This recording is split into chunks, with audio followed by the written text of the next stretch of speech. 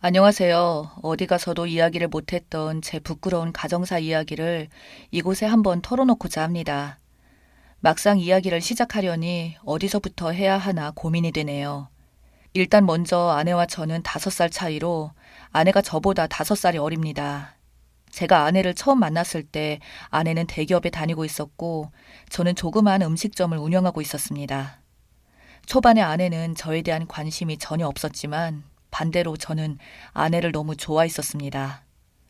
저는 고졸인 반면에 아내는 서울의 대학을 졸업 후 사회에 나와서 대기업을 다니며 자신의 일에 대한 자부심이나 자기 자신에 대한 자존감이 엄청 높은 사람이었어요.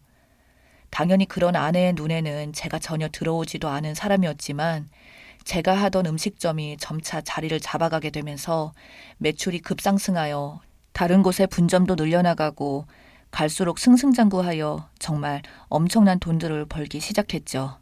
제가 돈을 많이 벌며 잘 나가는 모습을 보이자 전혀 저에게 관심이 없었던 아내는 저희 가게에 놀러 오기도 하며 친구들에게도 저를 아는 친한 오빠라고 소개시켜주면서 주변 지인들과 점차 익숙해지다가 아내와의 관계도 발전하기 시작했습니다. 주변 사람들에게 아내는 천사표 여자였습니다. 그 정도가 어느 정도냐 하면 회사 사람들에게 부탁을 받으면 자기 업무가 많은 와중에도 거절할 줄도 모르고 다 받은 뒤에 뒤에서 끙끙거리는 스타일이라고 할까요?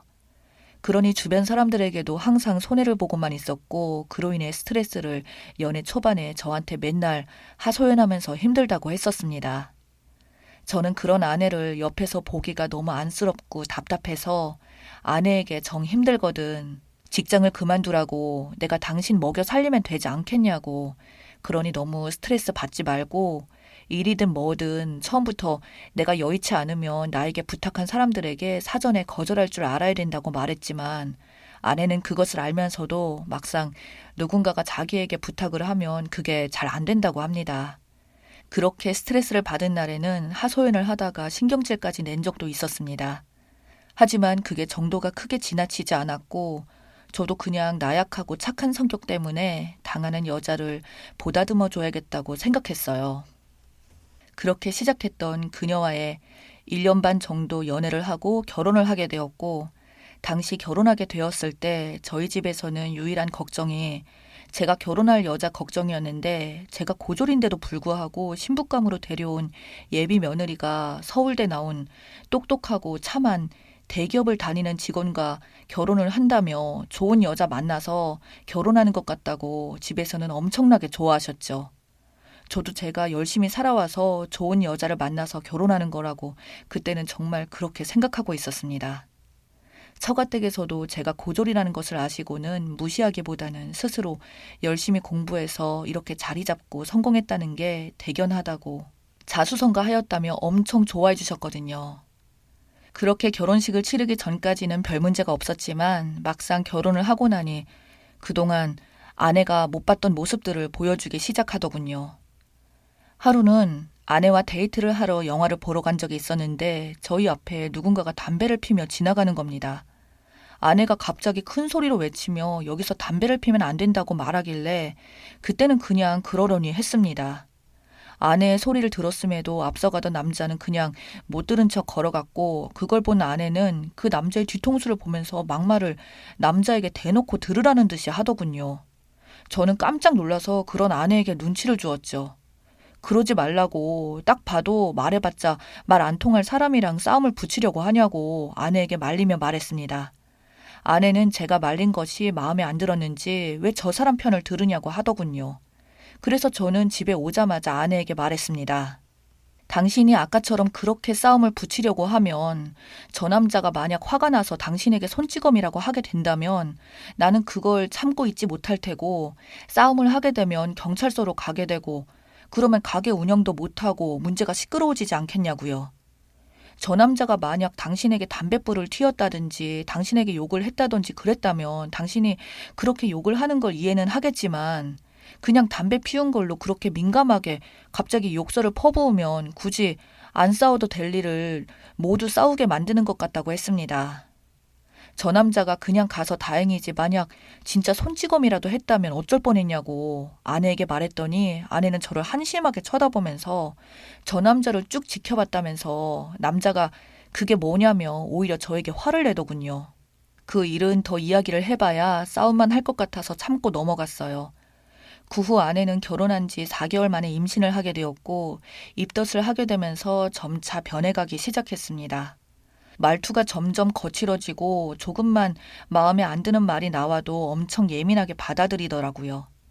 어느 날은 백화점을 가고 싶다고 해서 같이 다녀온 적이 있는데 쇼핑 후에 집에 들어오자마자 아내가 저에게 하는 말이 내 눈치 때문에 가고 싶은 곳도 더 있고 싶었는데 가보지를 못했다고 불만을 표출하더라고요.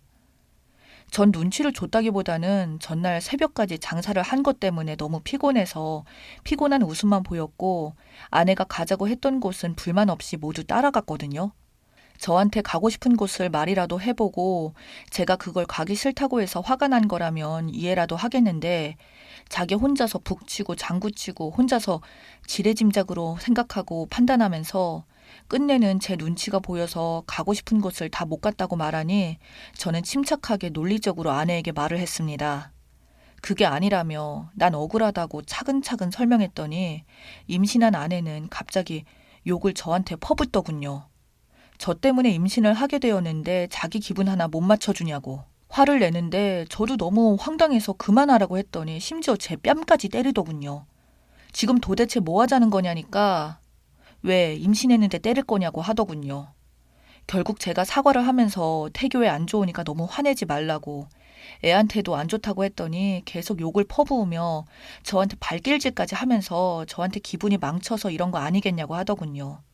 사실 돌이켜보면 그때 그런 짓을 못하게 저도 뭔가 대응을 좀 더 강력하게 했어야 하는데 임신한 아내를 제가 물리적으로 할 수 있는 건 하나도 없었고 그런 아내의 손찌검을 피하거나 막고 있을 수밖에 없었습니다. 그런데 아내가 폭력이 한 번 시작되더니 그 뒤로는 어떤 말을 해도 고쳐지지 않더군요. 배가 더 불러올수록 아내는 저에게 손찌검을 계속해서 하게 되었고 심지어 제 얼굴에 흉터까지 만들기도 했습니다. 저도 폭발할 뻔해서 아내를 때리려고 하자 아내는 바로 경찰에 신고하겠다 했는데 그런 것은 하나도 겁나지 않았지만 어줍잖은 책임감과 뱃속의 아이 때문에 꾹꾹 다시 눌러 참았습니다. 앞서 말했듯이 음식점을 하는 사람이라 일찍 나가서 모든 걸 점검하고 가장 마지막에 가게를 정리하고 나와야 하니 보통 10시에 일어나 12시쯤에 가게를 둘러보러 갑니다. 그리고 가게 중 한 곳에서 하루를 마감하고요. 제가 몇 개의 가게를 가지고 있다고 하더라도 제가 직접 가서 매일 이렇게 있지 않으면 매출에도 영향이 가고 직원들 사기에도 문제가 생기니 항상 이렇게 했는데 아내는 임신했는데 자기를 지켜주지 않는다며 또 발작을 하더군요. 또 어쩔 수 없이 하던 일조차도 빈도수를 줄여서 일주일에 2번 정도만 그렇게 마감을 하고 하루 4시간에서 5시간 반 일하고 아내 옆에 붙어서 수발을 들었습니다. 그리고 매출이 떨어지자 속상하고 화난 모습을 보일 때면 아내는 오히려 저보고 제가 모자라고 돈도 못 벌고 너 같은 놈을 가장이라고 믿고 살 수 있겠냐며 대학도 안 나온 게 뭘 하겠냐며 비하하는 발언과 욕설들을 퍼붓더군요. 또 한 번은 가게 끝나고 여직원이 다음날 가게 오픈 때문에 연락이 왔는데 저한테 혹시 놀았냐고 저를 바람핀 남자로 취급하기 시작했어요. 제가 아무리 아니라고 주장해도 자기 심증만으로 혼자서 미친 여자처럼 악에 받쳐서 소리를 지르고 물건을 던졌고 저는 끝내 뱃속의 아이 때문에 참고 또 참다가 결국 이대로는 이 상황이 나아질 것 같지가 않았기에 큰 고심 끝에 이혼을 결심했습니다. 저는 그때부터 아내한테 맞은 것들을 병원에 가서 진단서를 끊고 아내가 저한테 보낸 욕설도 모으고 대화하면서 녹음도 하기 시작했죠. 거의 일주일에 이틀은 그랬으니까요. 그 후에도 아내는 제 눈을 보면 제 눈이 더럽다며 피지도 않은 바람까지 피웠다며 피해 망상증 환자같이 행동했어요. 그러다 결국 터졌습니다. 아이러니하게도 그 이유는 제 아내가 저한테 일 때문에 연락한 여직원한테 따로 협박 전화에 문자까지 보내며 이쁘장하게 생겼고 개념 없이 저랑 바람 피우는 것 같다며 욕을 하더니 결국 그 직원은 짜증이 나서 무단으로 안 온 것 같더군요. 그래서 그때는 제가 빵을 떼어오느라 밤늦게까지 일한다고 늦어서 집에 왔더니 아내는 저보고 왜 이렇게 늦게 왔냐며 갑자기 제 핸드폰을 빼앗아서 내역을 살피더니 제가 그 여직원한테 문자로 이렇게 무단으로 안 나오면 어떡하냐고 아내 때문이라고 미안하고 이해를 하겠는데 그래도 인수인계는 해야 되지 않겠냐는 내용의 문자까지 트집을 잡아서 저희 부모님을 비하하는 발언까지 해서 저의 인내심은 한계에 달했고 아내의 뺨을 쳤습니다. 멱살을 잡고 어딜 감히 우리 부모님을 들먹이냐고 말하며 흔드니 벌벌 떨더군요. 아내는 지금껏 남편이 자기를 때릴 줄 몰랐는데 막상 약자로 변하는 그 여자를 보니 역겹더군요. 저도 이대로 있다가 상황이 어찌 될지 모를 것 같아서 장인어른과 장모님에게 바로 연락을 드려서 불렀습니다. 장인어른과 장모님은 가게에 오셔서 맞은 듯한 아내의 얼굴을 보더니 바로 저보고 거만하게 네가 뺨을 때렸냐고 하길래 저는 그동안 모은 증거를 전부 다 보여드렸고 때리기까지 했던 대화 내용들까지 싹 다 들려주었죠. 장인어른은 말 못하고 조용히 나가셨고 장모님은 미안하다며 일단 딸은 자기가 데리고 가겠다고 하더군요. 그래서 저는 장모님도 보셔서 아시겠지만 이 여자랑은 이제 도저히 못 살겠다고 이미 선을 너무 넘어버렸다고 저희 어머님까지 욕하는 여자라고 여태까지 제가 맞은 거 진단서만 해도 충분한 이혼 사유가 되는 건 아실 거라고 그렇게 말하자 아내는 장모님 옆에서 악을 쓰면서 저를 고소할 거라고 소리를 치더군요. 고소해봐. 지금 말하지만 혹시 했는데 그 아이가 정말 내 아이는 맞는 거야? 진짜 내 아이가 아니었으면 좋겠어. 너 같은 여자의 피를 이어받은 아이가 태어나서 그 미친 태도가 이어질 거라고 생각하니 벌써부터 소름 돋아. 설령 내 아이라고 하더라도 네가 알아서 키워.